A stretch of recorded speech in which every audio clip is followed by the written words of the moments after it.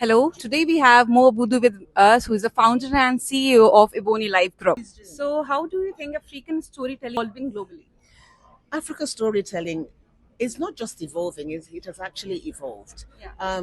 Even if you take, let me as for an example, let's look at Sinners. You know, Sinners, the film that that's broken all Oscar nomination history, has 16 nominations. Now it's an American film, but the story is actually an African story. It's around Yoruba mythology. So you can see how that kind of story has been taken from Africa and has now become a global hit that is resonating and that Ryan Coogler has made into the most historic film that's had 16 there's never been a film that's had 16 Oscar nominations. Now I'm not saying the film is an African film, but it is based on an African story.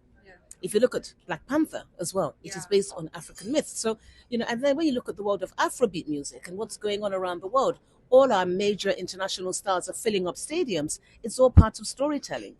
Even if I take me, for example, and I look at my successes, Harvard Business School has done two case studies on my company, was done in 2022. And there's another two case studies that is in preparation coming up in the next, I think, sometime this year. So Harvard Business School have done case study A and B on EbonyLife, and they're now doing case study C and D. It's about our stories. It's about the fact that the world is ready and waiting to understand and to see who we are. So this is our moment. And as I was just saying to your colleague earlier, we have to be more intentional about taking that moment and grabbing that moment and letting the world know that we've consumed and consumed from all of you, and it's now time for you to consume from us and to take our stories to the world. And that's what I'm very passionate about doing at EbonyLife. It's really about taking our stories to a global space. Yeah, let the world see us.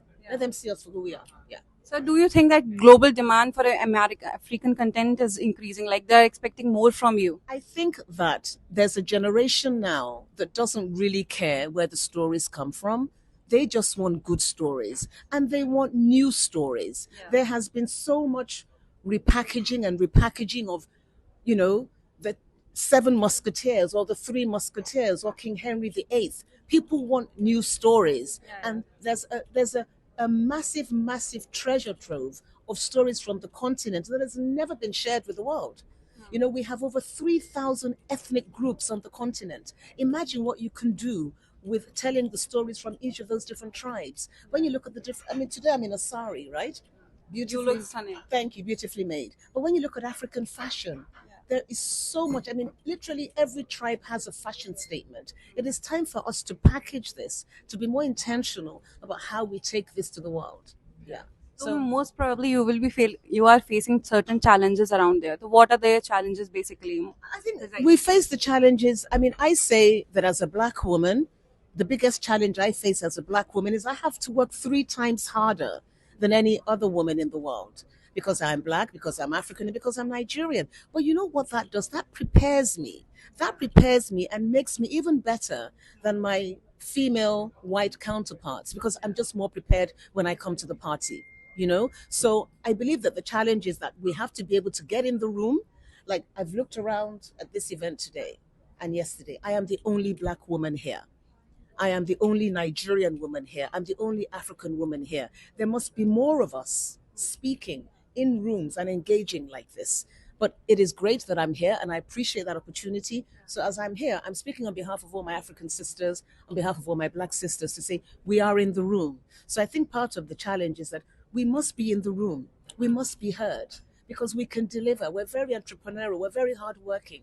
We give whatever we do 110%. And when you see black excellence around the world, you can see that it shines. So I truly believe that the challenge is that the gatekeepers don't want to let us in. So we have to create our own gate and let ourselves in. Yeah. And lastly, what's your vision for Ebony Life for the global content and all the creation for the worldwide? My vision for EbonyLife is to empower the next generation. It's to make sure that the challenges that I have faced, in the last 20 years, because I got into this business late. I got into this business when I was turning 40. It's to ensure that I can empower the next generation. It's to ensure that African storytelling truly becomes global. That you're able to go to the cinema near you and watch an African movie and you're going to say, wow, this is great. It's to see collaborations between Africa and India more because we're very similar. So those are some of my aspirations going forward. Yeah. So your last one word for all the women out there. For all the women out there, I have a famous mantra, and I say, if you can think it, you can do it. All you have to do is think it. And then it's about putting steps into place as to how you're going to achieve it. Never ever think that your dreams are too big. If your dreams aren't big enough, if your dreams don't scare you, then the dreams aren't big enough. Your dreams have to be so big that they scare you. And that's how you're able to move. Yeah.